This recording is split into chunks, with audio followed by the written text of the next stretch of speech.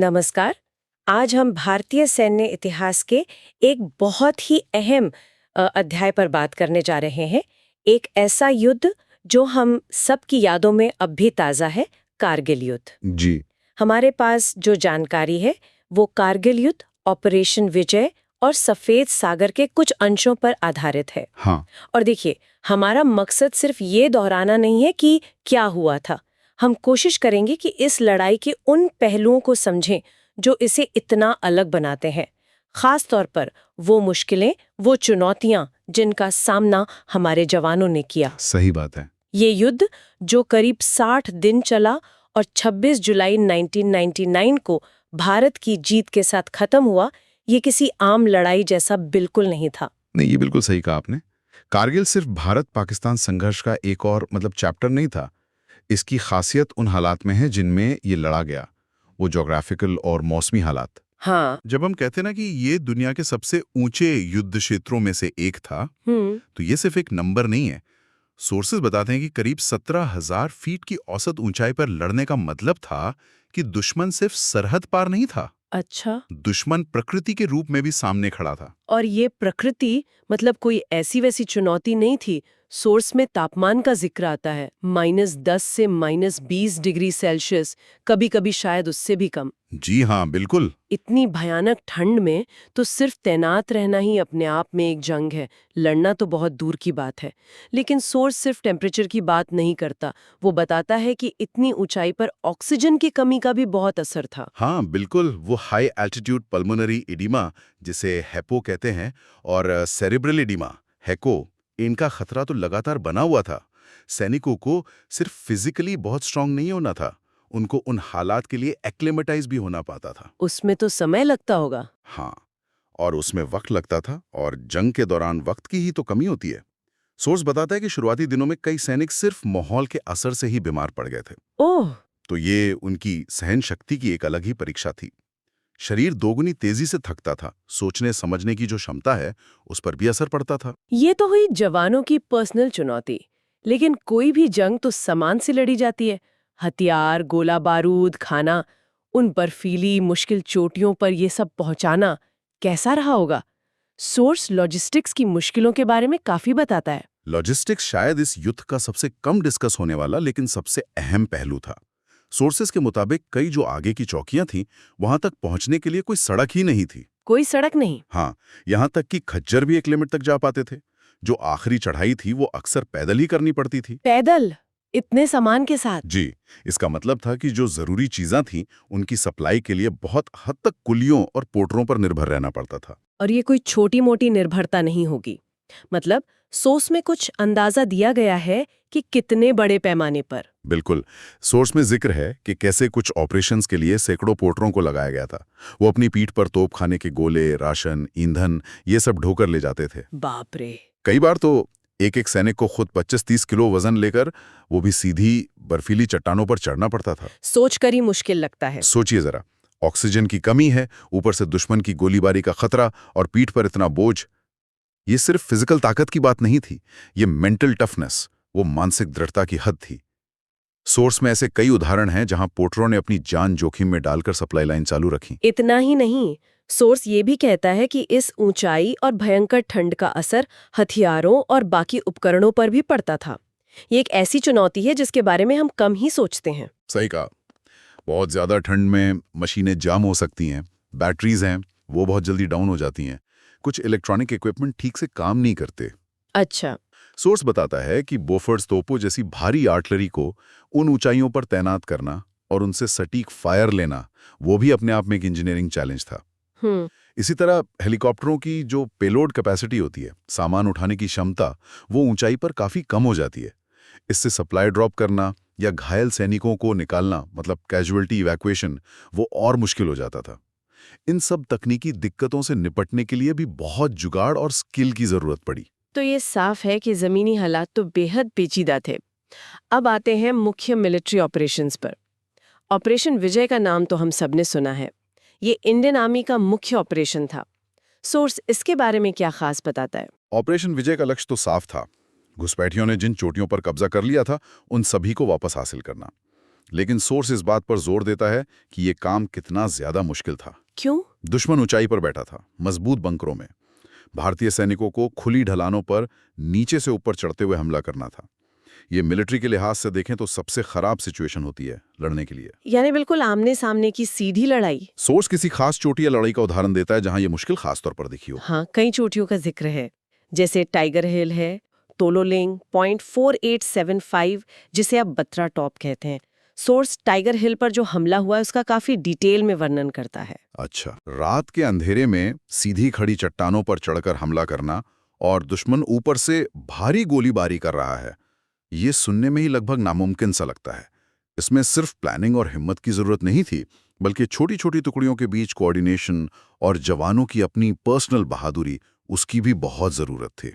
Source बताता है कि कई हमले रात में ही किए गए ताकि दुश्मन को सरप्राइज किया जा सके, लेकिन अंधेरे और मुश्किल इलाके ने इन ऑपरेशंस को और भी खतरनाक बना दिया था। और यहीं पर शायद इंडियन एयरफोर्स की भूमिका बहुत अहम हो जाती है, जिसके लिए ऑपरेशन सफेद सागर चलाया गया था। सोर्स इन दोनों ऑपरेशंस के बीच के तालमेल पर कैसे रोशनी डालता है?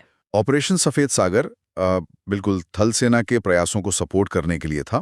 उसका मुख्य काम था हवा से दुश्मन के ठिकानों, उनके सप्लाई रूट्स और कमांड सेंटरों पर हमला करना। सोर्स से साफ करता है कि ये पहली बार था जब इंडियन एयरफोर्स ने इतनी ऊंचाई पर इस तरह के अटैकिंग ऑपरेशन किए थे। लेकिन जैसा हमने पहले बात की, ऊंचाई तो एयरफोर्स के लिए भी एक बड़ी चुनौती रही होगी। सोर्स बताता है कि चोटियों पर जगह की कमी और मौसम का कोई भरोसा नहीं, इसने एयरफोर्स के काम को बहुत मुश्किल बना दिया था। बिल्कुल, सोर्स के मुताबिक एयरफोर्स के सामने कई दिक्कतें थी।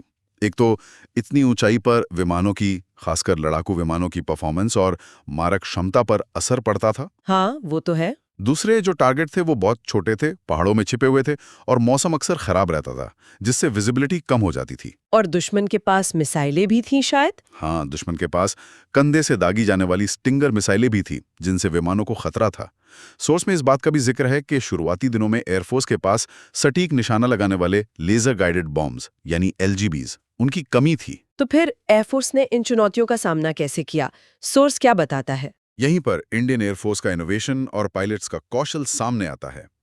सोर्स बताता है कि मिराज 2000 विमानों को LGB से लैस करने के लिए बहुत तेजी से मॉडिफाई किया गया। अच्छा। पायलट्स ने GPS जैसी टेक्नोलॉजी का इस्तेमाल करके और नए टैक्टिक्स बनाकर मुश्किल हालात में भी बिल्कुल सटीक हमले किए। MiG-27 और MiG-21 विमानों ने भी रॉकेट और बमों से बहुत महत्वपूर्ण हमले किए। Mi-17 हेलीकॉप्टरों को अटैक रोल में इस्तेमाल किया गया, जो काफी रिस्की था, लेकिन उन्होंने दुश्मन के बंकरों को काफी नुकसान पहुंचाया। सोर्स इस बात पर जोर देता है कि पायलट्स ने बहुत ज्यादा जोखिम उठाते हुए मिशंस पूरे किए, जैसे टाइगर हिल पर हमले के दौरान रात में लेजर डेजिग्नेशन पॉड्स का इस्तेमाल करना। इसका मतलब है कि आर्मी जमीन पर लड़ रही थी और एयरफोर्स ऊपर से कवर दे रही थी। लेकिन क्या ये तालमेल, ये कोऑर्डिनेशन हमेशा इतना आसान था? सोर्स इस कोऑर्डिनेशन की प्रक्रिया या उसकी चुनौतियों पर कुछ कहता है? कोऑर्डिनेशन हमेशा एक चुनौती होती है, खासकर इतने मुश्किल इलाके और इतनी तेज गति वाले ऑपरेशन में। सोर्स बताता है कि शुरुआत में आर्मी और एयरफोर्स के बीच तालमेल बिठाने में कुछ दिक्कतें आईं। जैसे कि? खासकर रियल टाइम में टारगेट की जानकारी शेयर करने और जॉइंट ऑपरेशन प्लान करने में। लेकिन जैसे जैसे युद्ध आगे बढ़ा, ये कोऑर्डिनेशन बेहतर होता गया। कैसे? जमीन पर जो फॉरवर्ड एयर कंट्रोलर्स होते हैं ना, उन्होंने पायलट्स को टारगेट पहचानने में मदद की।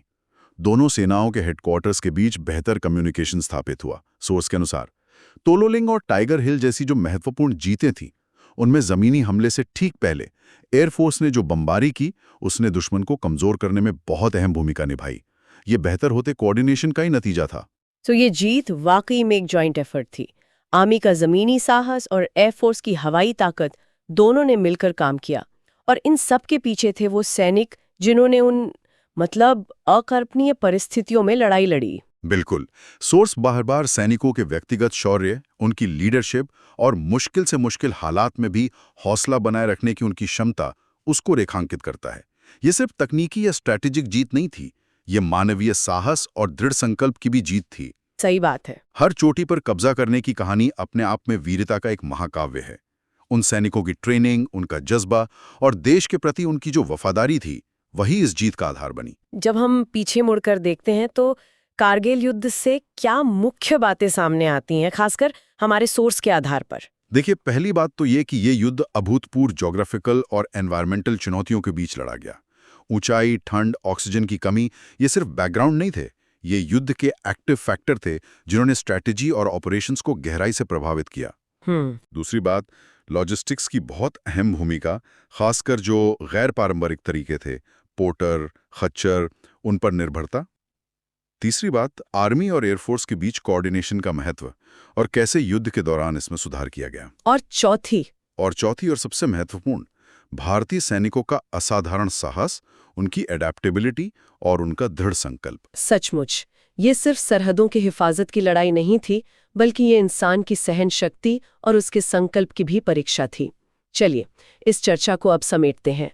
हमने आज कारगिल युद्ध, ऑपरेशन विजय और सफेद सागर के अंशों के आधार पर कारगिल युद्ध की गहराइयों को समझने की कोशिश की। जी, हमने उन मुश्किल हालात को समझा, 17,000 फीट की ऊंचाई, जमा देने वाली ठंड, ऑक्सीजन की कमी जिनका हमारे सैनिकों ने सामना किया।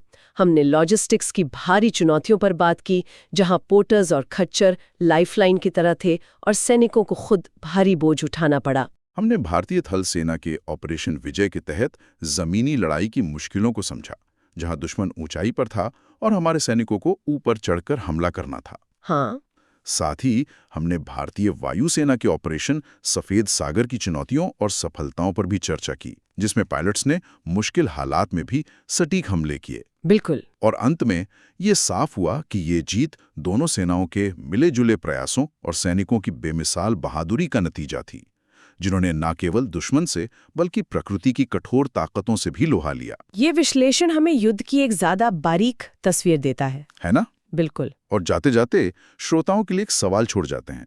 कारगिल के जो खास भौगोलिक और पर्यावरणीय फैक्टर्स थे, उन्होंने मिलिट्री डॉक्ट्रिन और स्ट्रैटेजी को किस तरह प्रभावित किया होगा? क्या इसने हाई एल्टीट्यूड वॉरफेयर यानी ऊंचाई वाले युद्ध क्षेत्र में लड़ाई के लिए नए स्टैंडर्ड्स तय किए? सोचने वाली बात है।